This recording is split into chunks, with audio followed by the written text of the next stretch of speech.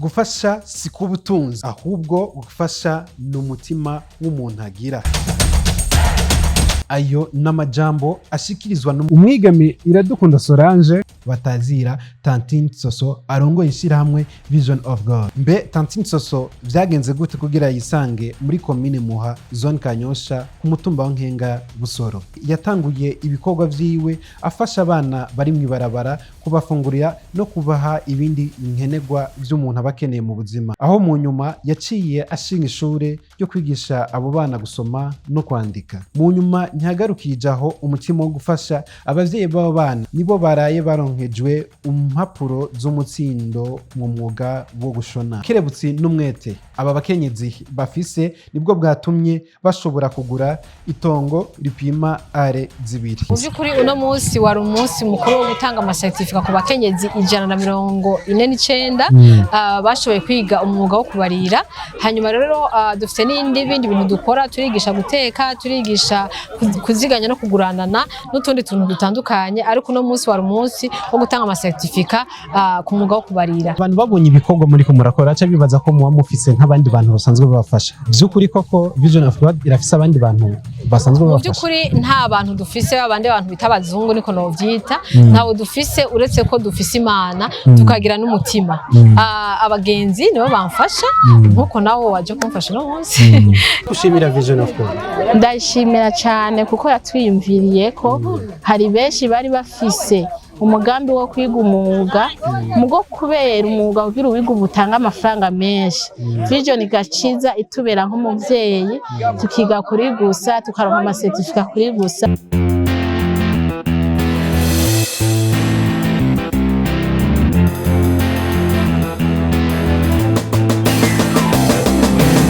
Yes, bakunze open mic. My name is Patrick ndi kumwe na Tantine SOSO. Ndakora mukiki cyane Patrick. Hajya nakandi kazina gahariye atari Tantine abana bakwise bivanye n'ibikorwa wagira akora. Banyise Tantine SOSO.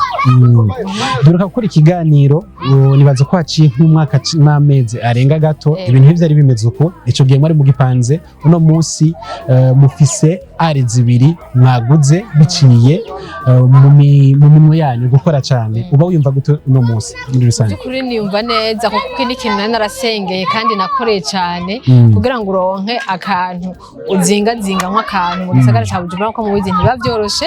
Rero ndabishimira Imana, niko niyumva neza kandi ndashimira Imana cyane, ndashimira n'abakunzi banje bashoboje kugira ngo ari imbogamizi wakunda guhura nazo hageze kuriha ku kwezi canke ibindi ugasanga nyinshi cyane ku buryo nawe nyene yatevye igihe akashaka kunyirukana kubera hari igihe nashaka kuriha loye nkayibura, hanyuma nkabwira abantu bakanterera canke akanyugarira uwo munsi sinkore. Ariko rero mu by'ukuri uno munsi ndashimira Imana ko Imana yashoboye kuhaduha akabaho iwacu naho hatubatse neza. Uno munsi ufise abana bangahe? Ufise abana 84. Nibo bariko bariga? Hari ikibazo nigeze kukubaza ati aba bana niba bandanye biga mu wa mbere canke mu wa kabiri ko ikibanza atari kirekire cyane nubwo Imana yatanguye guhezagira cyane buke umugambi yabo niyahene kubaruka mu mashure cyane? Mu by'ukuri sinashaka kubaruka mu yandi mashure, nashaka kubagumana nkuko nasanzwe narabatoye nkabarera, ariko kuko uburyo butaraboneka tuzobaruka mu mashure. Ariko Imana idufasha amaboko ikatugira neza canke abantu bafise umutima w'impuhwe bakadufata amaboko, abana twobagumana kugira ngo tugume dukurikirana uburere bwabo na cyane ko ariko tuzi intanduruko yabo naho batanguriye naho bagiye. Hari abashitsi badasanzwe twabonye Manisha, Pastor Manisha cyo kimwe na Apôtre Apollinaire cyo kimwe n'abandi bashitsi nka B-face. Wari umunsi mukuru wo gutanga amasertifika ku myuga bari bamaze imisi biga n'imyuga imeze gute, bayize igihe kingana gute, mwikekanya muneza yumva uno munsi? Mu by'ukuri uno munsi wari umunsi mukuru wo gutanga amasertifika ku bakenyezi 149 bashoboye kwiga umwuga wo kubarira.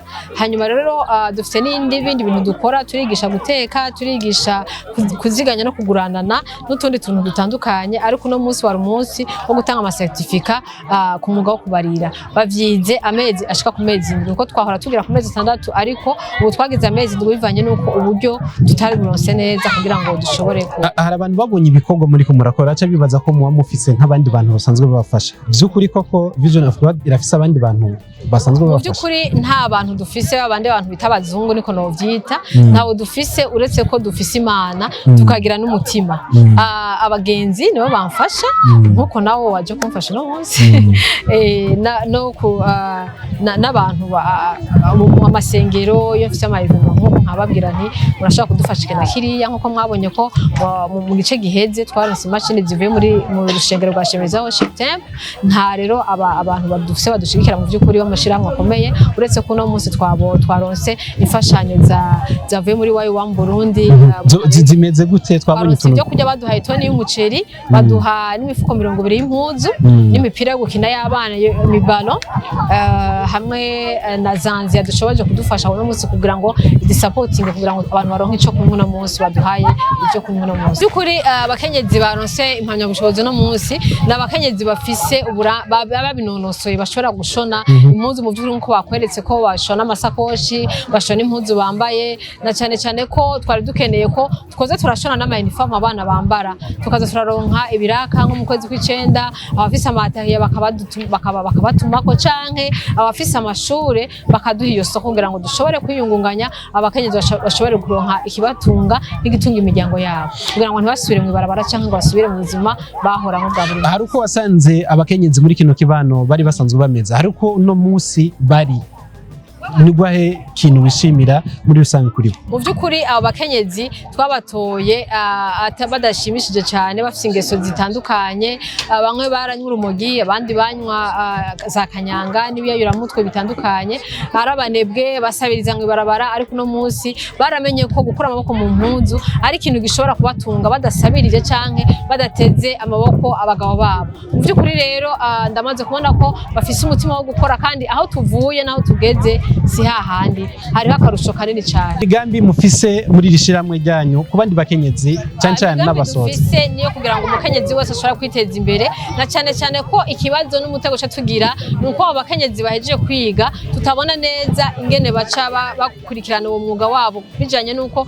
tudafise amashini akuye ngo tubasohode canke cyo twugura centre yacu kugira ngo babandanye bashona kugira ngo tubashe kuronka ngene batunga imiryango yabo rero nibaza ko ico kiri mu ntambamye cyane mfise kuko urabona nk'ubu tubasohoye baguma batonda baza kandi bakaguma bakoresha za mashini ugasanga imashini imwe yicaye ko abantu 6-8 rakamo amashirahamwe yikorera ivyabo eka ndetse na leta y'u Burundi ko bodushigikira kugira ngo tubashe kuronka amashini kugira ngo abakenyezi ntibasubire mu ibarabara canke ngo basubire muri zangeso bace bafatiraho baronka gishobora kubatunga mu kuronka amashini no mu kwiteza imbere ndakuramukije wonge twibwira n'akazina kawe muri rusange ego murakoze hama nitwa Akimana Bella nkaba ndi umunyeshure yize muri Vision of God Burundi umwuga wo gushona nkaba kugeza isaha ndabimetriza neza ego